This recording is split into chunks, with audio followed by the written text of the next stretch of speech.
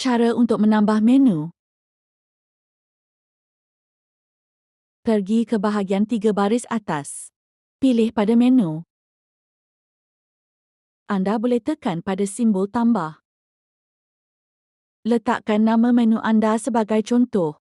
Menu puasa.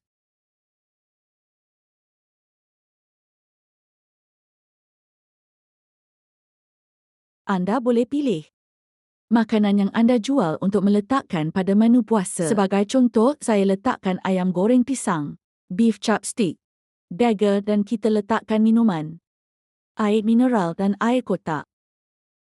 Kemudian tekan pada warna biru di bahagian bawah.